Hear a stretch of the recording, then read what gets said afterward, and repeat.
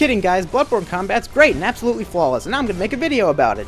So I kind of wanted to focus this one on the changes, the differences between Bloodborne and Dark Souls 3 combats. You know, some of them you can get used to, but some of them you can't. For example, parry number 587 killing you after the previous ones all sent you staggering, so you couldn't punish any of them. And also Jufro here being completely overleveled. Ooh, got an actual dash catch. And of course the host is alone without his overleveled phantom for over 3 seconds, so he is immediately killed, as expected. Go ahead, do it. Put in the comments. Give me shit for using a scythe. See if I give a fuck. The scythe has hyper armor, it's got rally, it's got horizontal coverage, it's got a good running R1, it's got everything I need. So yes, I am using a scythe because it makes sense and it's meta and all my health is gone now. Alright, it's time to go. Let's go introduce these guys to my nice friend over here, the giant centipede monster that has a million and parry. And, well, oh, thank you, Confederate Medaris. Medaris took the riposte, which does no damage because Medaris is an NPC.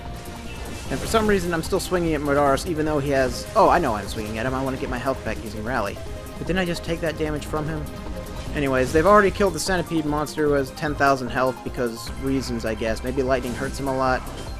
Use the R2 on the scythe. I unironically used a scythe R2 in a video game. This is actually happening because the scythe R2 covers a lot of horizontal ground and the scythe R1 is leaves a little bit to be desired. It has a diagonal slash, which means it can just do hitbox porn from time to time. I don't really like that.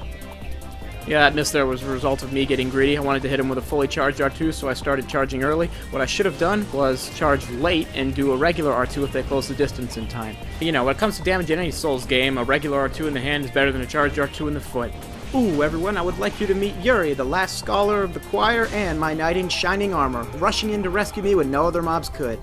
Seriously, Yuri is ridiculous in this area. She is incredibly powerful and capable of wiping out groups with ease, which she has just done. Now Edgar's the only one left, and well, you know how lone hosts tend to go. Now unlike Dark Souls 3, where you can almost immediately take down a host and pretty much think nothing of it, in this game you have to wait for them to exhaust all their pistol rounds. And 1, 2, how many more? 3, only 17 to go. This is good game design.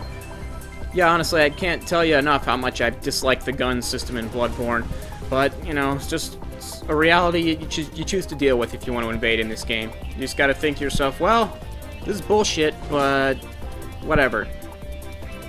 Yeah, and in Shadows Die Twice, I hope there aren't any guns. Well, actually, I changed my mind. I want there to be one gun. There'll be exactly one gun that does 3 damage, causes no stagger, and explodes after 5 uses by the user. I want it to be like the wooden shield in this game, except not useful in any way, where the wooden shield can actually do you some good if you're trying to block bullets or something.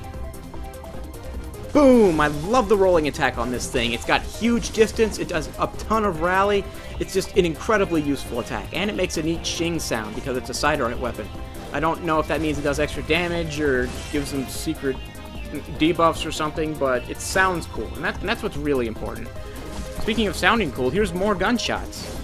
Oh yeah, the rolling attack will just straight up miss sometimes if your opponent is on like a slope or something. You know, so it is just like the Murakuma, like I was saying. So you might have been noticing I've been trying to do a lot of R1s or R2s into transformation attacks, and the reasoning behind that is I want to be able to land enough hits to get the host to a point of low health where he wants to heal, and then I want to shoot him with a bullet while he attempts to do that heal. And most people in a quick step twice and then go for their heal. Like, that is the one pattern of behavior I've been able to predict consistently.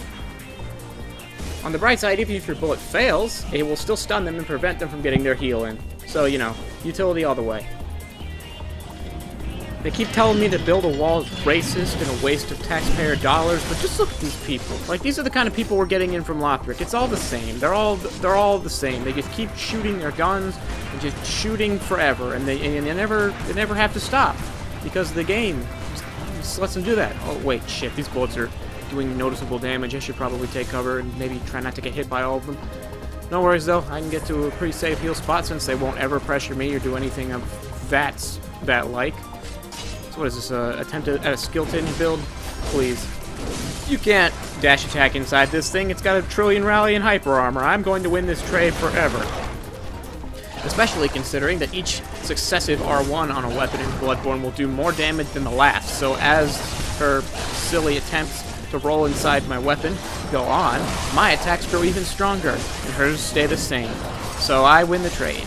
Unless I keep swinging until I'm out of stamina and don't roll away when I should, like right there.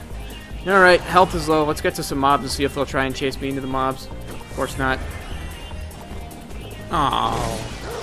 In all honesty, I shouldn't really be going for those charged R2s because they almost never succeed.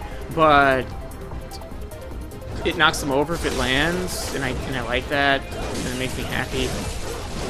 And here I am picking a flashy option over the practical one. What is this fucking game doing to me? Oh, Jesus Christ, what is happening here? I'm using shitty not meta attacks, and I'm using a scythe, and I'm doing the not R1 moves.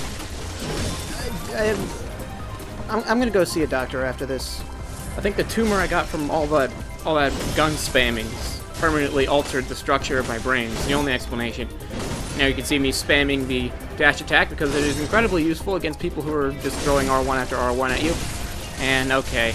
Yeah, another one of the great things about Bloodborne's netcode is sometimes your hyper armor just decides to take a rest. Just takes a day off. Music to my ears. The sound of an empty gun clicking because the host spammed all his bullets away. Well, this just got a lot more fun. Now we got Mr. Kidnapper in on the game. Host is out of bullets. The other guy is probably just, more blood bullets, of course. Now you can spam quick step R1s with the old hunter bones to your heart's content. They're throwing poison knives at the what's his name? What are we calling him? The Kidnapper, which is actually pretty clever because he moves extremely slowly, and the poison will eventually take him out. Now I'm going to start going for R2s here because he's trying to quick step and then do a dashing attack every time. So what I'm going to do is, instead of having him reaction dodge my first R1 and then interrupt the hyper armor of the second one, I'm just going to do an R2 and release it so that I end up getting an R2 trade. And then I'll continue to do more R1s afterwards, because after the first R2, the subsequent R1s... What? I could have sworn the subsequent R1s were horizontal. How come it was diagonal that time? Oh, whatever. All I know is the R2s will keep making contact if I just keep doing them. And the host is now alone with the mob. What the fuck? Alright, hitboxes aren't real. Ooh, do not leave the Kidnapper unattended, my friend. Alright, lonely host. Only one way this can end. You even gonna try? That's a no. Alright, change my mind. There are two ways this can end. Well, more things change, more they stay the same, I guess. Either way, it's been refreshing to move from the dark depression of Dark Souls 3 to the depressing dark of Bloodborne. I'm enjoying it, and I'll see y'all next time.